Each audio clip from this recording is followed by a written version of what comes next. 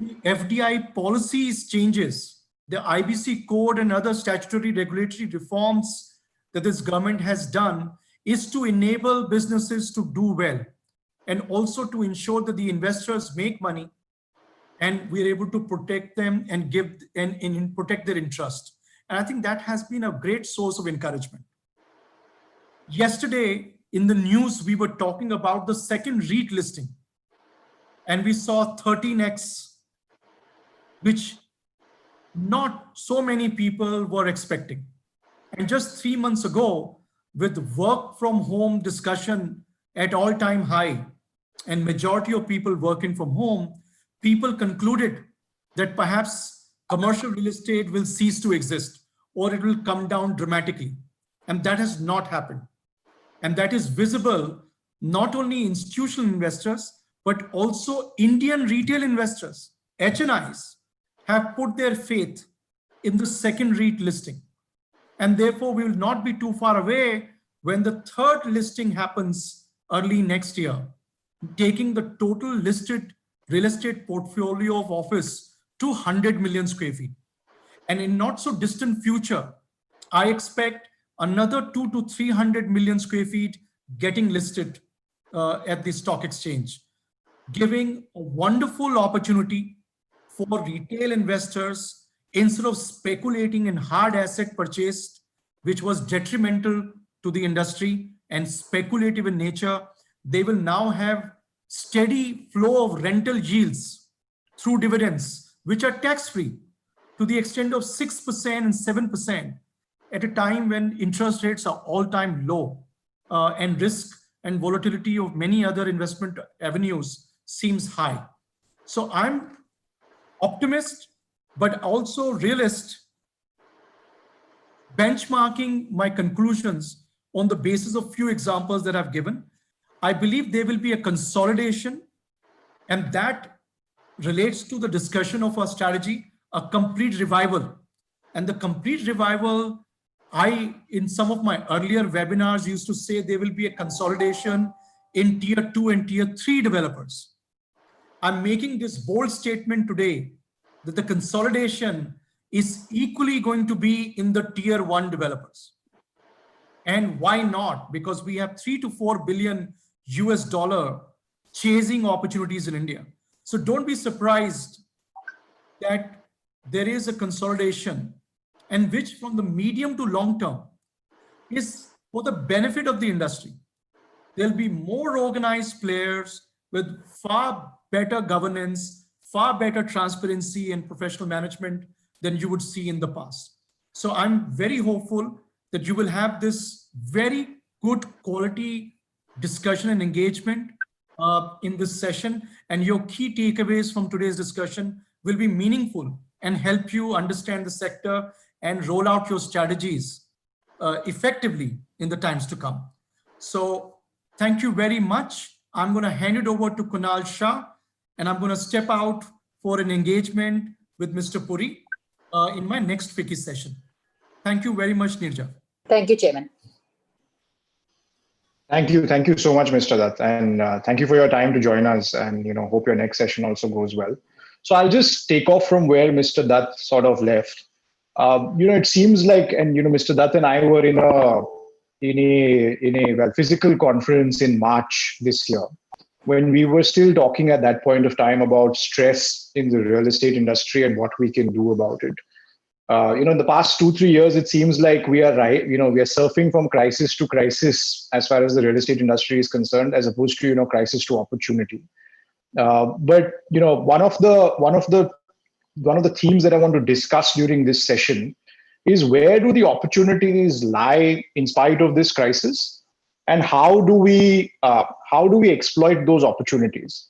And hopefully come to some sort of positive conclusion also, as opposed to, we are all aware of the problems, and, we have a very esteemed panel. It would be great to hear their thoughts on where the opportunity lies and how do we explore that opportunity. Mr. Dutt mentioned that foreign investors are going to play a big role in the next, 18 months to 2 years.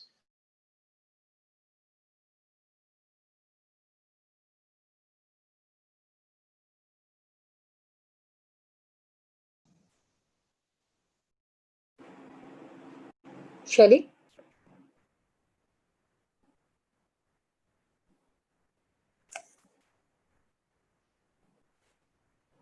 Hello?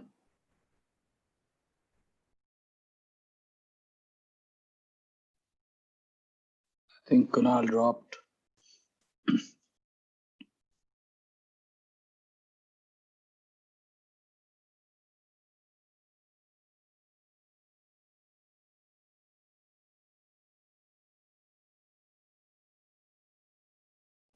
Give us just 2 minutes. Shelley, I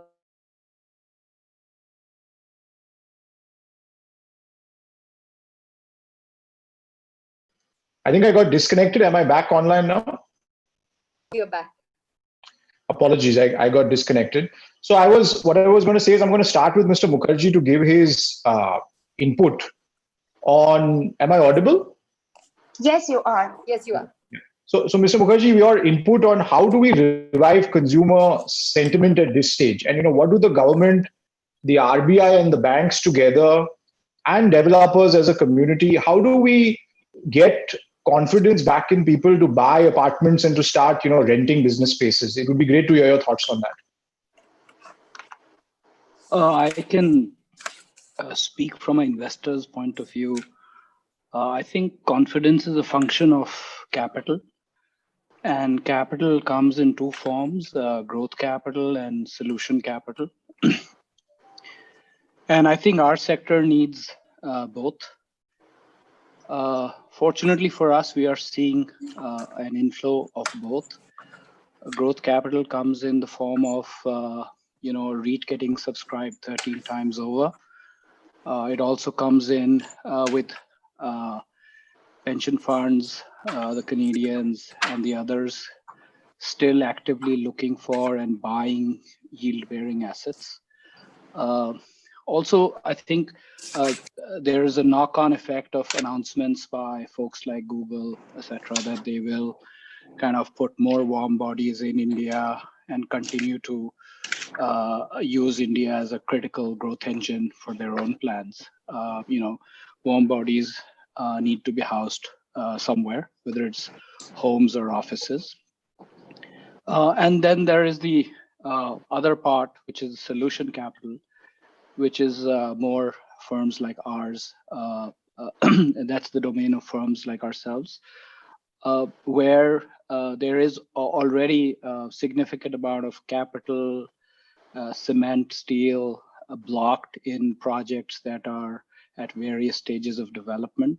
And due to the earlier dislocation by the NBFCs and the liquidity getting sucked out, and the current COVID dislocation, for a variety of reasons, these projects are blocked, capital is blocked, and a lot of prime real estate is non-productive. So I think the minute capital comes in to grow the economy, to grow jobs, demand will come in both for office and for residential,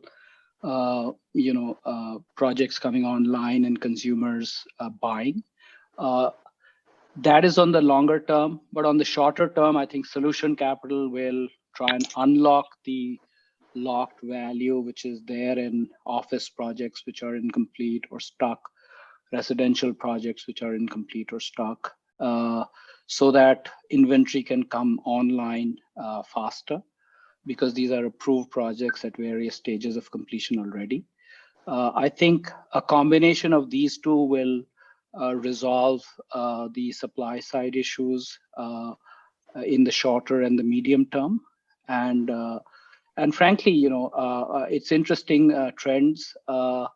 People are buying larger homes, even if it is a little further away from the city, just because they now believe that they need to have an extra bedroom as a home office. So they are willing to go a little further out within the same budget. And I also believe I worked in the technology sector in a past life. Eventually, I think the kids and the youngsters want the social interaction of an office. As soon as medical science and the industry comes up with a solution, and I'm confident they will, I think offices will be back in fashion, and we will see a healthy combination of the two going forward. Thank you so much, Mr. Mukherjee. Mr. Chimagurti, if I could come to you as a equivalent source of major capital as far as the real estate sector is concerned. Also wanted to get your thoughts on what it is, again, that the government, what more can they do? What more can the RBI and the banks, as a whole do? And, developers, what else can they do to revive consumer confidence, to get more people to, more businesses to rent offices? Would love to hear your thoughts on that also. So, with respect to, let's break it up into segments. First, let's talk about residential, right? The purchase of homes to a great extent is dependent upon how confident one feels about his future, right? It's based on the future income one is discounting and taking on the loan and buying a house, which is possibly one of the biggest purchase an individual does in his lifetime. That to a great extent is dependent upon the general well-being or the future of that individual, right? At this point of time, unfortunately, there is a lot of uncertainty because of the current environment, the way it is, right? Fundamentally, unless somebody needs it desperately at this point of time and he has capital, very few people are buying the houses at this point of time. Any stimulus at this point of time is in a way not going to significantly improve the residential sales at this point of time, right? I think once there is some clarity which comes about vaccine in terms of there is stability, there is light at the end of the tunnel, I think at that point of time, government should come up with some things which need to be done to make it attractive for end customers to come and buy. Before COVID itself, most of the investors were out of the market. I think couple of tweaks which if the government does is basically it says that whatever is the interest which one is paying on the home loan, right? There is no capping in terms of interest deduction for the tax purposes, right? If that does, at least it becomes attractive for customers to look at the house from a post-tax perspective. Already, if you look at the affordability index, right, it is at 20-year low, which means it is possibly the best time in terms of income to the house prices for anybody to buy a house. Post the certainty comes in the environment and some small push by the government in terms of these interest tax waivers, etc. If they come in, I think the demand will come back. And plus, the government should ensure that they come up with some incentive in terms to front end the demand and say that this window of potential interest deduction on for income tax purposes is available for anybody who buys the house over, let's say, next 12 to 18 months, right? So people are front-ending the demand, which will improve the cash flows of the developers significantly, consequently improving the cash flows for NBFCs and the banks, which will improve their liquidity position, and the entire value chain will start seeing significant amount of cash flows, which will come in. I think that, and residential is clearly the biggest segment, and that's where the maximum amount of challenges which a lot of capital providers, whether NBFCs or banks, wherever they are facing, right? And that is addressed, I think, significant amount of issues with respect to the NBFC crisis will get resolved. And plus, it needs to be resolved in only two cities, right? It is Bombay and NCR, which account for 80% of the so-called stuck projects or the bank loans which are, or NBFC loans which are stuck. I think it's a very targeted approach, and this can be easily be done once one sees light at the end of the tunnel with respect to COVID. Thank you so much, Mr. Chimagurti. There is some very interesting suggestions there. I mean, the fact that there's a correction in prices of residential properties across board, probably more so in some pockets where the prices were higher. And frankly, interest rates also are at an all-time low. Even people with existing houses are sort of renegotiating on their interest rates and getting a cheaper interest rate. So perhaps there is an opportunity there. It would be great to get Mr. Murali's thoughts on this now as a developer. So what more can developers do, if I can ask that specific question to you, to help boost consumer confidence? Or is there not much that can be done, and effectively we are in a situation where we've paused for the next few months till at least a vaccine comes in? And what else would you like to see the government do to help developers? Would like to hear your thoughts on that. Thanks, Kunal. Probably, first question I will say, the developers, what should they do? Developers should undo what all wrong they have done in the last 20, 30, 40 years. See, let us look at this business, very peculiar.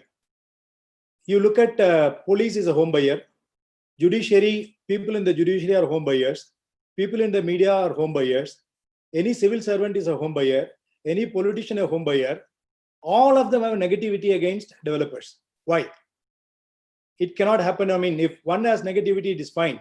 If everyone has a negativity on, developer, there is something seriously wrong with you.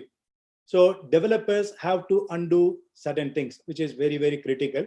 So if they do not do it, whatever government does, it is not going to benefit at all. So developers have to start focusing on where their sweet spots are, where their capability lies, and just stay focused on that and deliver.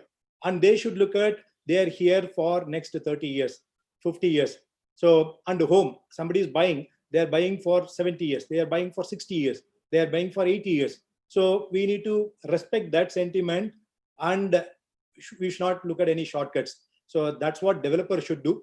And they should, it is time has come now, developers should identify. See, today, I have been very vocal in various forums, including CREDA and NAREDCO.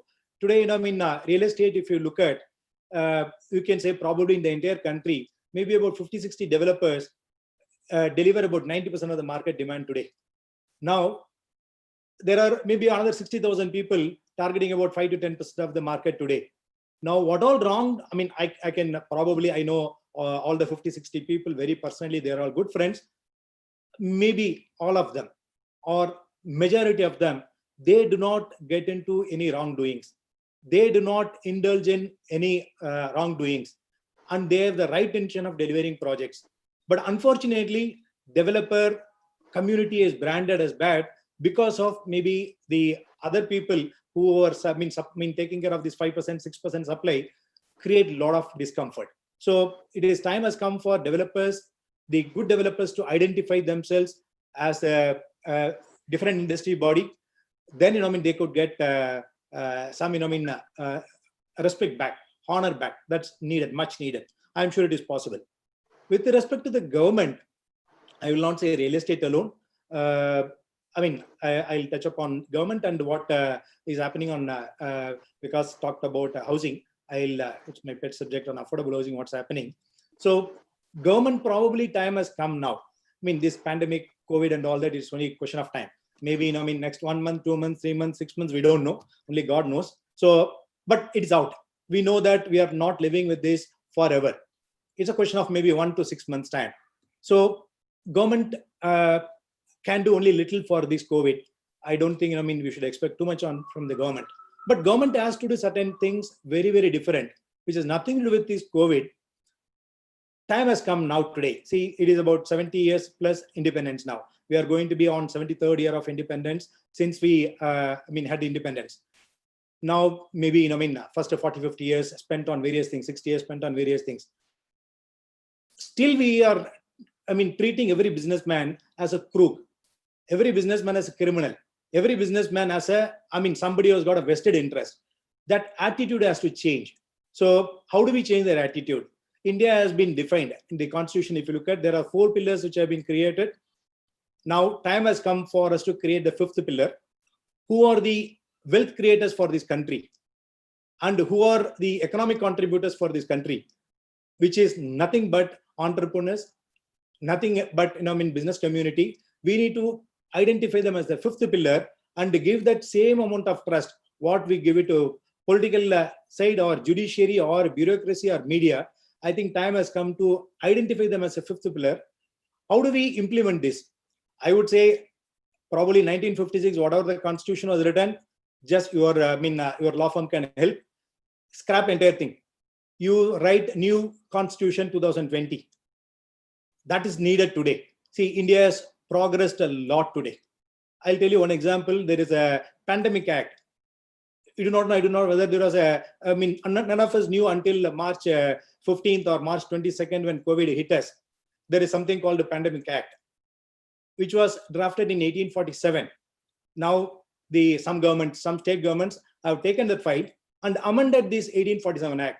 In fact, I reached out to the chief minister and said, boss, now we should have enough guts to just scrap that Pandemic Act of 1847, put a fire on that Pandemic Act, which was drafted by British, not by Indians. Now you write a Pandemic Act of 2020.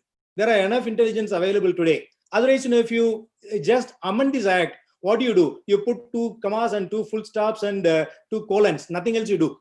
And somebody can come and chase you of how you are doing it wrong. The interpretation can go very, very deep.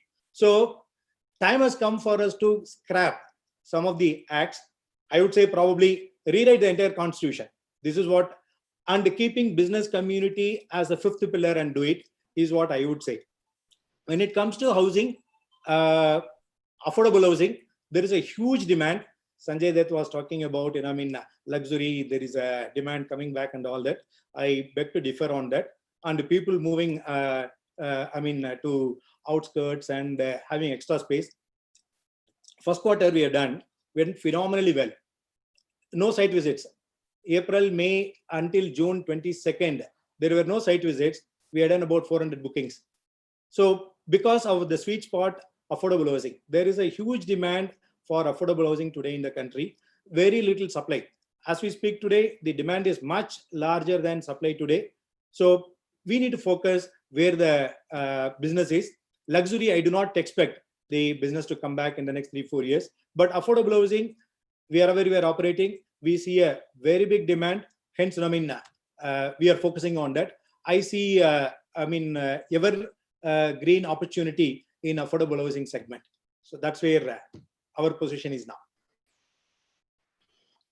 Thank you so much, Mr. Murli. Some very, very radical and different suggestions. I would love to take up that offer of rewriting the constitution, but unfortunately, nobody's going to listen to my law firm alone. I think that's a much larger task. Maybe that's a session on its own, sir. But very, very radical suggestions. Thank you so much for your thoughts. Vinamra, it would be great to get your thoughts in over here. I mean, specifically, of course, more from a commercial space, IT parks, logistics perspective, but even more generally on what do you feel are the changes required to sort of kickstart the real estate industry as a subset of the economy as a whole. IT parks, people say that this work from home and all. Sorry, sir. So that was for Vinamra Srivastava. No problem. Yeah. But Mr. Murli, please, you can finish. I can go after you. Okay, I'll just give you the work from home and all that is non-starter in India is my view, personal view. I don't think it'll ever be implemented. It's all temporary. When you have fever, you start praying God. But when you out of fever, you don't go to temple. So this is a, short-lived cycle. So we should have a habit of, going to the temple if you have belief throughout, not only when you have fever. This is, home and all that is just non-starter in India. I see a big potential. See, we have a tech park in Chennai. We have some commercial space in Bangalore and Calcutta. In the last 3 months' time, the response what we received, something phenomenal. And there has been some deals also got concluded. Only thing, people use this opportunity to negotiate a bigger deal. So that's the only thing. Probably better deal for them. Otherwise, no, the demand is huge. Leave it to you or my friend. Thanks. Thanks, Mr. Murli. No, not at all.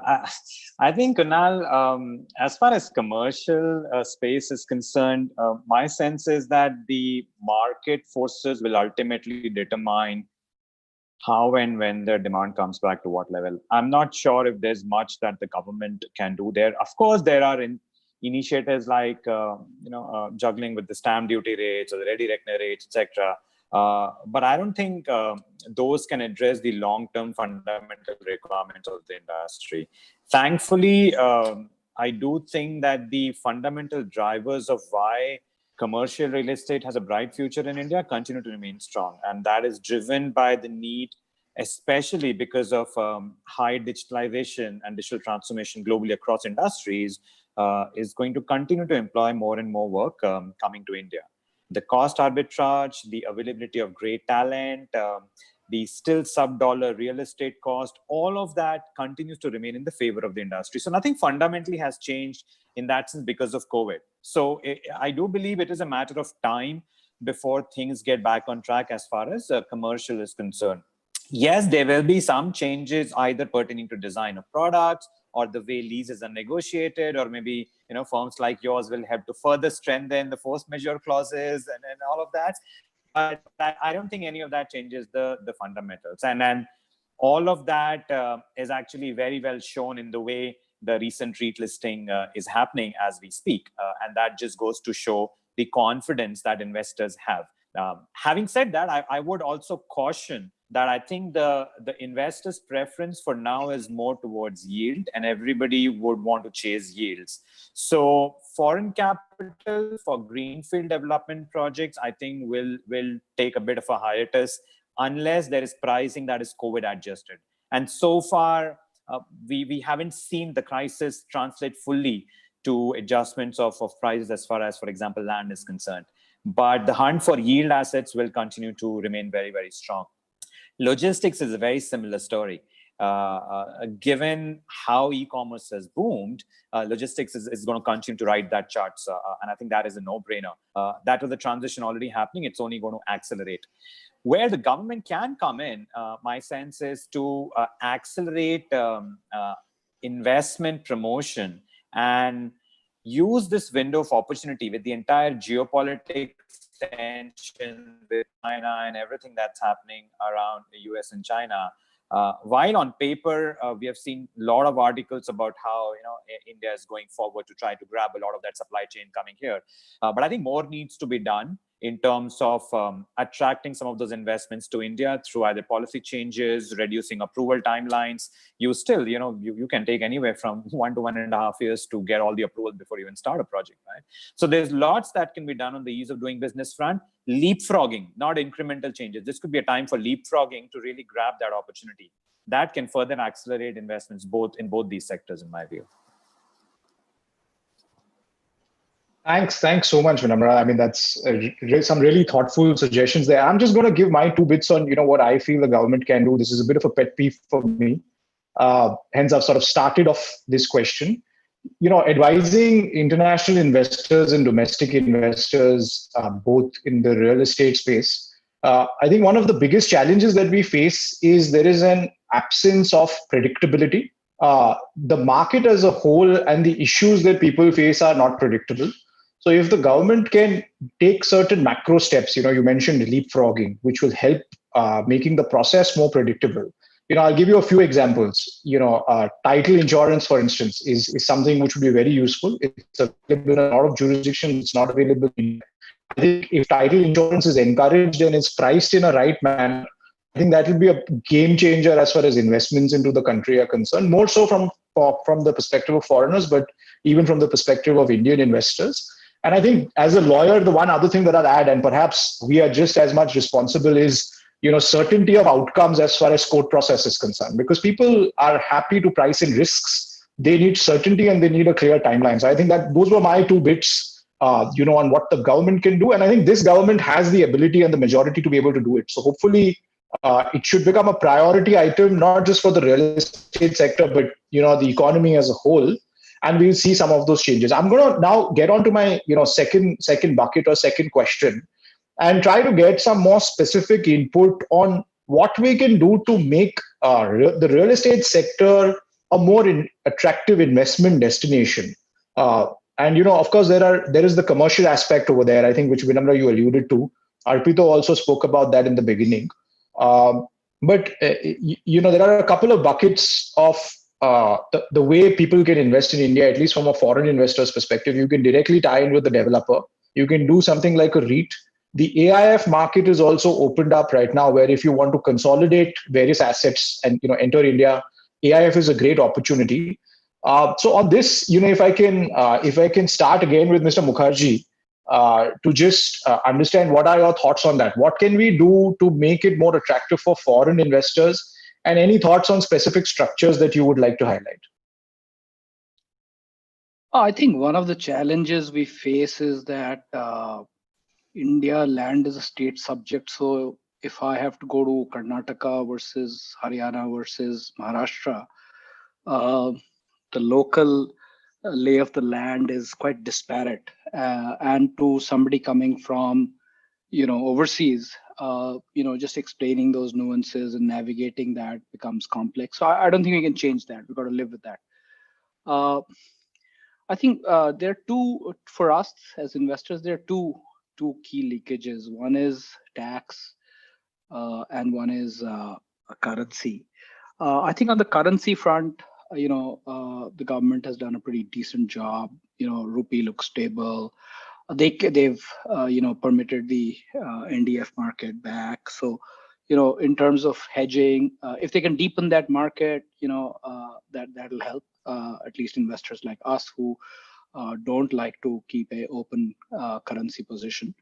With regards structures, again, I think expand the jurisdiction. I think the tax folks need to maybe hire a PR sort of firm and do a little bit of better PR for themselves. That would really help, because the big bogey, the minute you talk to any of your folks, whether in Singapore or Hong Kong or US or London, is that, hey, will we be subject to a tax audit from India? And I said, no, why don't you come through Singapore or through some other area, rather even Indo-US tax, if you come direct and you're a resident taxpayer in the US, it's a 10% withholding. But I'd rather pay 15 from Singapore just because of comfort issues. So I think a little bit of not relying on polls who I'm not sure who answer those polls, where we keep leapfrogging the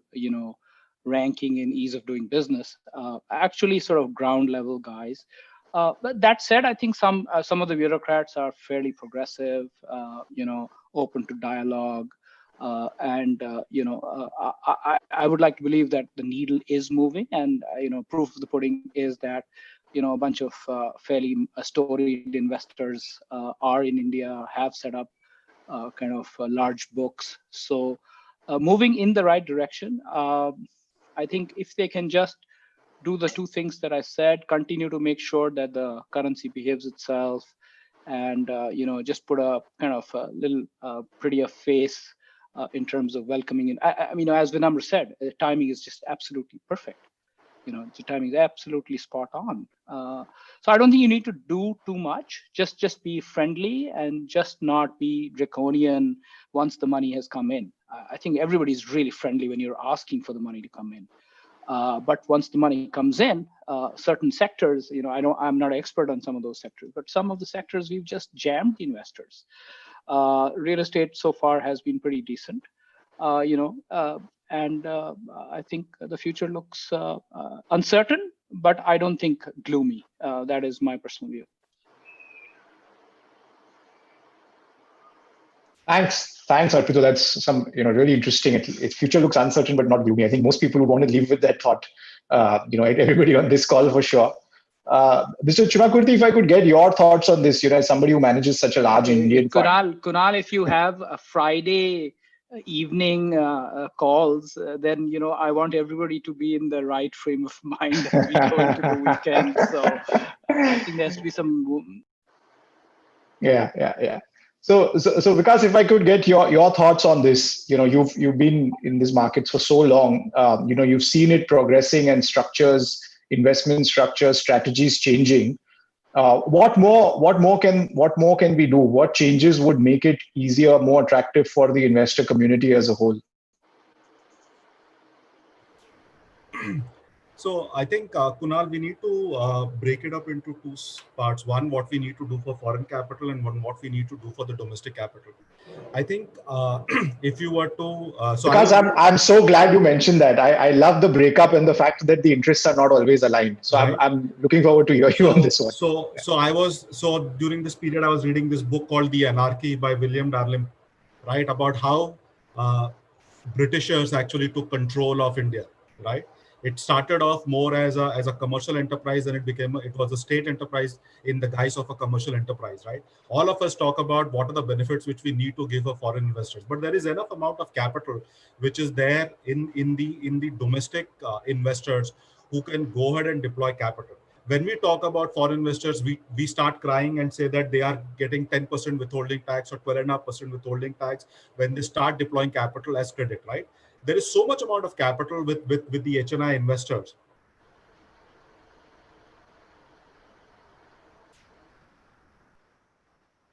From the HNI category, there is nothing. So let's say today we have an AIF with foreign investors. The foreign investors who invest are exposed to 10% withholding tax or a 0% withholding tax, right? But a domestic investor, when he invests in an AIF and he gets interest income, he ends up paying 34-40% income tax, right? Why should there not be a level playing field for an Indian investor who invests in an AIF versus a foreign investor? Because ultimately the foreigners are making money at the expense of what revenues or profits which are being generated in India, right? So our capital is not domestic. Our capital is 95% of our capital is international, right? But the government needs to do something and recognize the fact that Indian investors also need to make money, right? So that's one. Second, let's talk about what is the elephant in the room and what is the immediate problem which is there. The immediate problem right now is to resolve the stress which is there in the NBFCs, right? And the challenges which they are facing. SBI Swami Fund, which was a great initiative by the government of India to go ahead and unlock the projects which were stuck, right? But one institution cannot go ahead and manage those kinds of number of projects, right?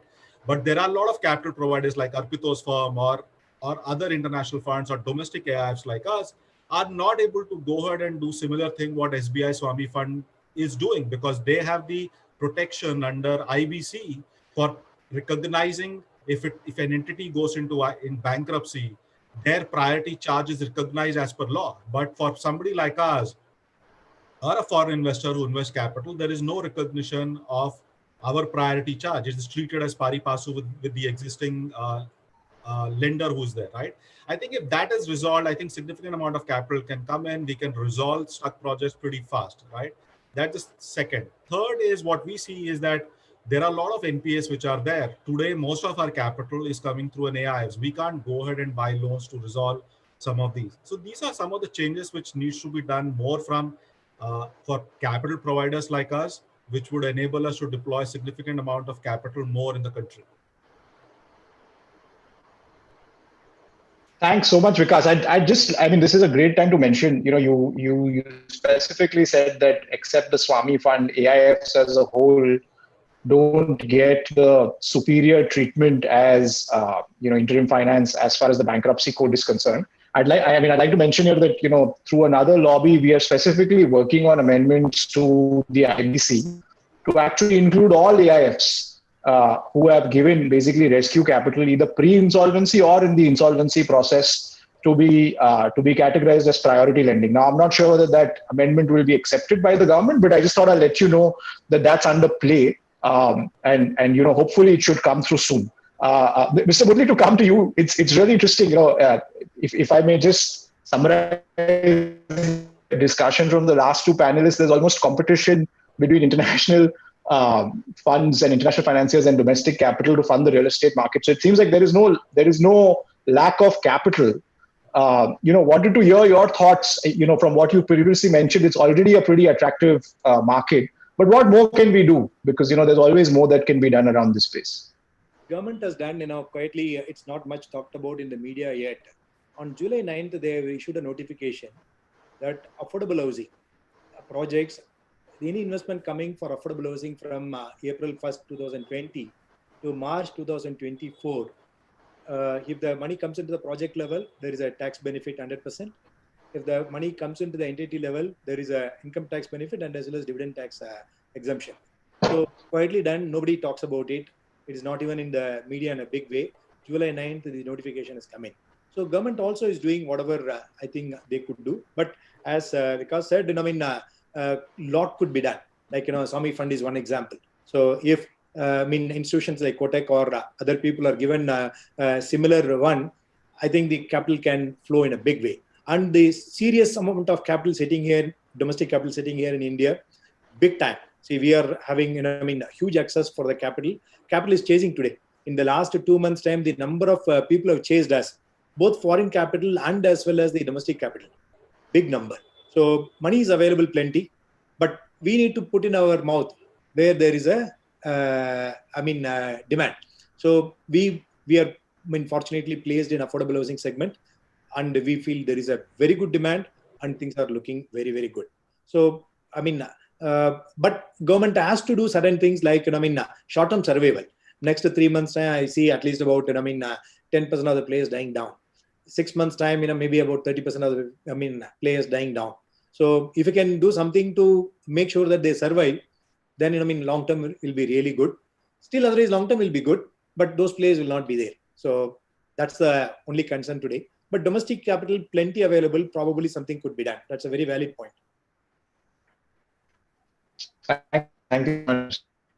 I'm going to get you in here. It seems like capital is a plenty, so maybe it's not a supply issue; it's more of a demand issue. And perhaps more needs to be done to create demand across the commercial space and the residential space. But what would your thoughts be on this? Kunal, capital, yes, is plenty. There is a lot of liquidity, but let us also understand that the liquidity is chasing quality. I would call it targeted liquidity. Mr. Murli talked about the 50, 60,000 of the tail end, right? And that is what is struggling, irrespective of asset class, for that liquidity. So a lot of times it does boil down to the basics irrespective of the asset class, the basics of how the developers are running their businesses, in terms of quality of the product, in terms of gaining trust of customers, whether it's retail customers or corporate customers. And if a lot of those cleanup happens, then I think half of the problem will sort out for itself. So if this situation means that there is some consolidation needed, some M&A needed, some distressed buyouts needed to clean up the industry, I think that's good for the industry. And that's one of the positive effects of a crisis like this.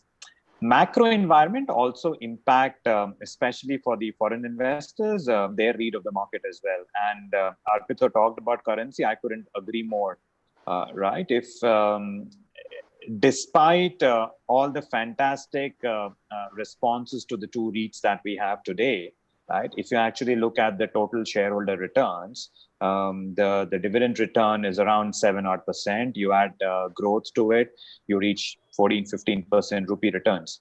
Singapore REIT market today gives you high teen dollar total shareholder returns. A lot of REITs give you more than 20% dollar returns, right? So as a foreign investor, what would I prefer in terms of not just TSR, but even in terms of ease of actually putting my money in, right? So it is great that we've taken those steps, but we must be cognizant that the response to foreign capital especially is not just driven by the fundamentals of the real estate industry. It is pretty much impacted by the macro environment. Currency is a part of it. Ratings are a part of that. The very fact that all international ratings continue to downgrade India does not give too much confidence as well to foreign investors, whether it is on aspects of contract enforcements, you talked about it earlier, or retrospective tax claims. We had a huge case study in telecom very recently on that as well. All of that is not healthy, irrespective of which sector is vying for the investment. The last thing I would say as far as domestic capital is concerned, especially in real estate, is while REITs have taken off now, I do think there is a huge need for education, especially if we want to pull in retail investors into REIT. Institutional investors have a battery of analysts and they exactly know what is the instrument about from a risk return perspective. Retail investors don't know that yet because we are not a mature market by any standard. So if we want retail investors to partake in the Indian real estate growth story, because right now the only way they can do it is either an HNI buying an office floor or a guy like you and me buying our apartment. Otherwise, I have no way to participate in the real estate industry. And REITs is fantastic for that. But for that to happen, huge amount of education needs to be done on where would you place this product from a risk return perspective in the spectrum of equity to fixed income. And as we know, it is somewhere in between, right? Yeah. If all of that happens, then I think I don't see competition between domestic and foreign capital. I mean, it's good that if they can both complement each other. Thanks. That's very useful. We are short of time, but I'm going to ask you the next question immediately. And if you could sum up in maybe 2-3 minutes. What are the lessons from the NBFC crisis, the Alticos, the DHFLs of the world? What would you say we need to do to avoid that in the future? There have been this entire concept of ninja loans, lack of scrutiny of the underlying asset and things like that. What would be your specific thoughts on that? Now, a much more rigorous risk framework in the way deals like these are evaluated. I mean, it is easy for us to continue to blame the government and look at the government for bailouts, but who created the mess in the first place, right? It was lax underwriting. When everything is hunky dory, we have seen that in the early 2000s. Everything you touch, you think can turn gold. Right, and that's the trouble a lot of emerging markets face often in that chase for scale and growth, which emerging markets offer. Right, so I'm hoping that the industry learns and respects the need for much tighter scrutiny in the way risk is evaluated and priced in, and knowing very well that the future cannot be predicted in the way how government laws or how government implementation of those laws may change. So factoring all of those in the way we are pricing in risk and structuring deals is imperative. I mean, to me, to a large level, it is 101. It is business 101, right? But in the exuberance, we don't do that. So that prudence hopefully will make us smarter as an industry together. I don't think there's any dearth of quality of brainpower, quality of capital, or quality of products that we can build in India. It is just we have to often caution our own optimism to be much more realistic when we are structuring and pricing deals. Okay, cautious optimism. I'd actually call it skeptical optimism, but take your point completely. Vikas, your thoughts on this? What are the lessons that we can learn to avoid the issues that we've been facing, with the meltdown of the NBFC sector, large NPAs, well, not just in the real estate sector, but banks as a whole? I think, Kunal, it's basic 101. I think, so you have to learn to control your greed, right? Whether in personal life or in professional life, right? Rome is not built in a day, and people will, it takes a lot of time to build institutions. The problem happened is that everybody thought that they can grow the book, and if they grow the book, the NBFC is listed, the stock prices was doing well, and that's how people started looking at it, right? So the disbursement was not looked at from the perspective of cash flows, and nobody thought about at the end of the day you need to get the money back, right? And the stock prices were doing well, and it's basic human greed. I think if that is something which an individual can control, I think he can do well in personally as well as professionally, and the institution which one is building it, right? It's ultimately it boils down to greed. I think that's the problem. Arpito, I know we've spoken about this in the past, but 2-3 minutes, what your thoughts on this? I mean, we have to kind of just look back and see that institutional investment in real estate is 14, 15 years old. So like any teenager, we will have growing pains. I think and this is one of them. This is one of the heartbreaks. First time a girl or a boy puts you down. So we will go through some of our growing pains. The key to it is how we learn and how we collaborate because we are a small industry, both in terms of investors and in terms of developers. We are very focused. We do only one thing: pour concrete on ground. So I think for us to collaborate, to learn, and to improve is far easier. Of course, we make it very difficult for ourselves. That's a different topic. But I think we will mature. We are becoming bigger, better, stronger with every crisis.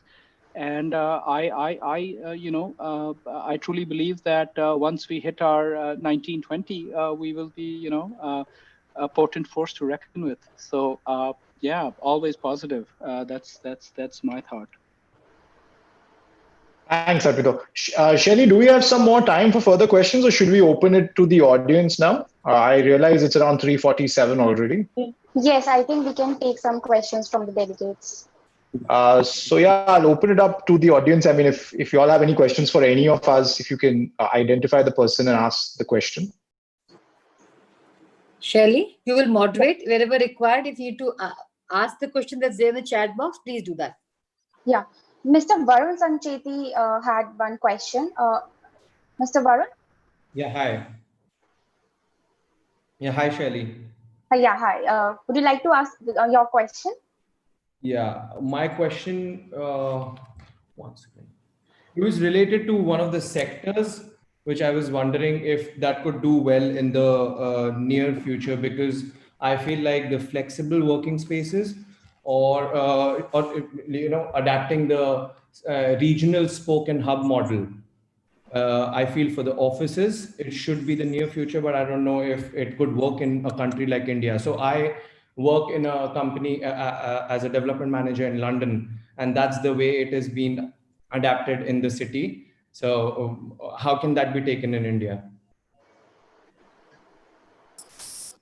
I can try to take that, Kunal. Yeah, Vinamra, why don't you go ahead? That's okay. Yeah.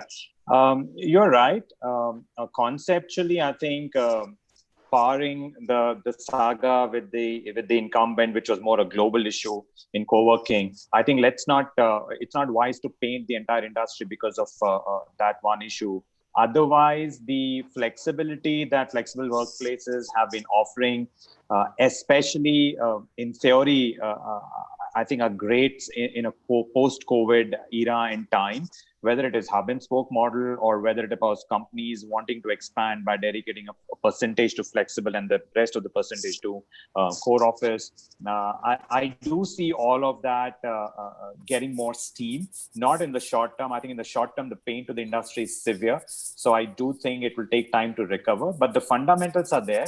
The only thing I would be careful about is the fact that everything like in life comes at a price. So flexibility comes at a price as well. And the question really will be, what are those balances that will enable, especially the operator of the flexible working places, to be able to make this sustainable. Even today, I can tell you on an operational cash level, there's hardly, very few you can name on your fingertips who may be breaking even, right? Others are not, probably 95% are not.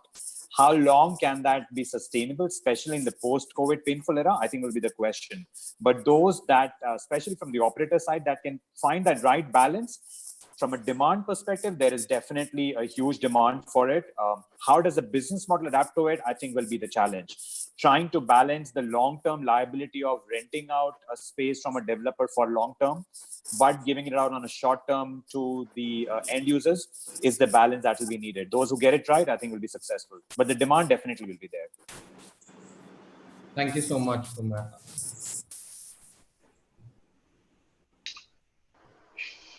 Shelly, we can probably move on to the next question if somebody has one.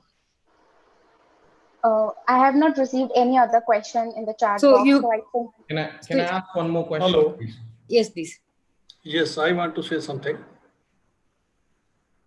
Can I say? Yes, please. You see, I'm speaking from Gurgaon. I'm seeing and listening that most of the office spaces is getting vacated, and probably lakhs of square feet are not being used. Rental situation is very bad. I'm happy to listen few words from the persons who spoke today that this work from home is not going to continue for a very long time, and work to office is very much needed. Against that, Google has already announced that they are ready to get the work from home for a very long time. So what is the future and fate of these office spaces which have already been created, and how these spaces are going to be utilized in the near future? Thank you.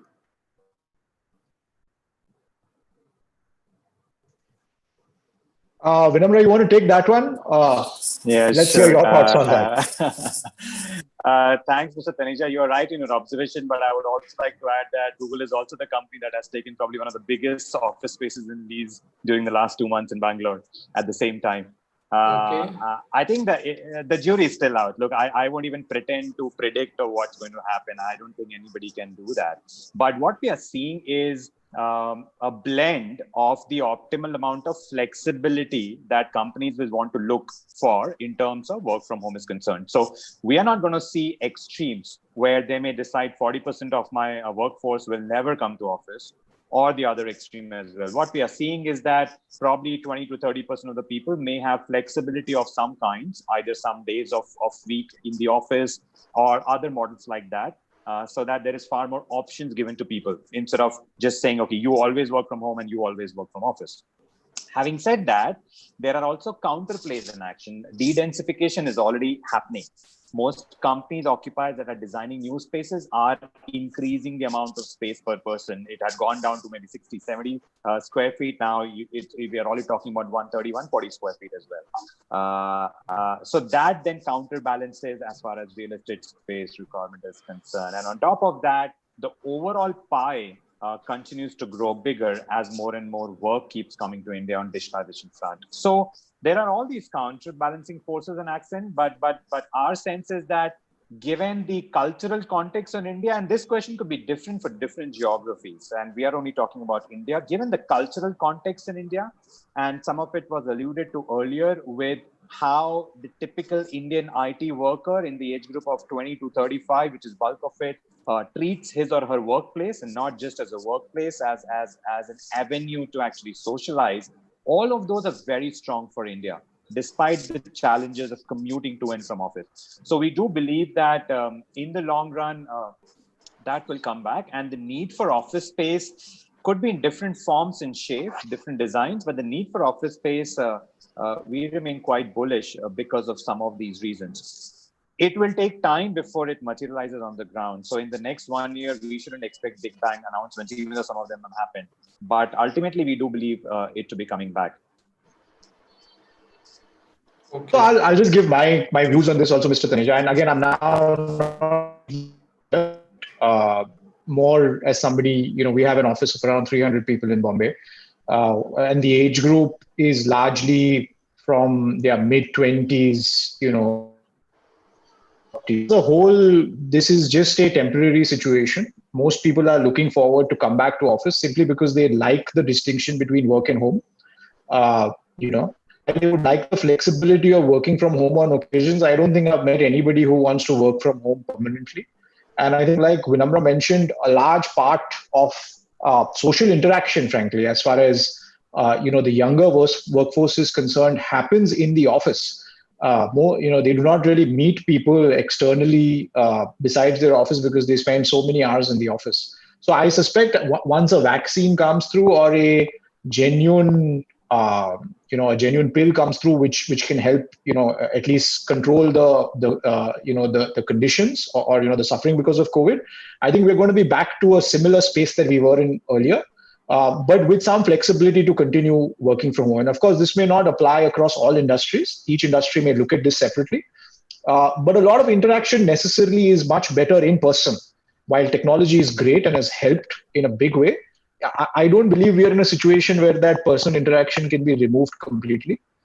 Just to caveat, this is my personal view, not as a lawyer, because there's no real legal part involved in this, but I thought I should just contribute my 2 bits on this.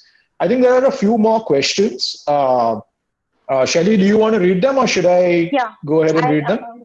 So now there's a question from Mr. Neeraj Sharma. He will ask him himself.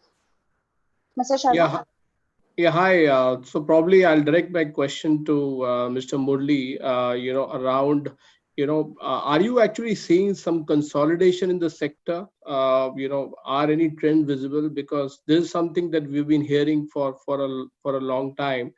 And I think all of us at least clearly know that not all the developers will really be able to, benchmark with the current expectation of the governance standards, etc. So any comments on that, Mr. Murli? Yes, Neeraj. Consolidation is happening in a very, very big way today. As I said earlier, that 50-60 developers in the country contribute about 90% of the demand today. Probably that can go up to maybe 95%. So today only big brands are selling. Nothing else is selling. Probably this 50-60 across the country If you go, India is, people think it's complicated. It's simple, actually. There are only 9 cities in India you should count on real estate today. It's Bangalore, Chennai, Hyderabad, Bombay, Pune, NCR, 3 cities, Noida, Delhi, Gurgaon. If you take these 9 cities, this takes care of about 80% of the market in the entire country. So, for example, for Capital Land or Arpito, they don't even visit the remaining cities. The 9 cities itself, they choose sometimes not to visit. So, this is how real estate is happening.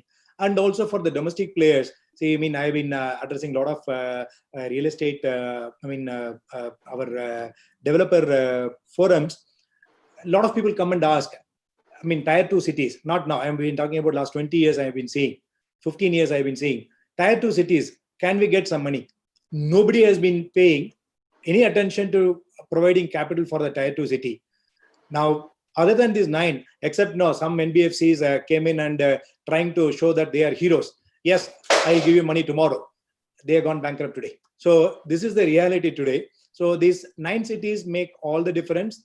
And if you take every city, maybe about 10 to 15 developers max. Again, they contribute about 90 to 95% of the market. So if you take 50, 60 developers across the country, maybe about 8 to 10, 12, 13, 14, 15 developers in each city matters. That's it, nothing else. So this is shrinking further and further. So major consolidation is happening. I do not know whether it is good for the industry. It is good for Shriram Properties, but may not be good for the industry. Hence, we need to do something to make sure that large number of people survive.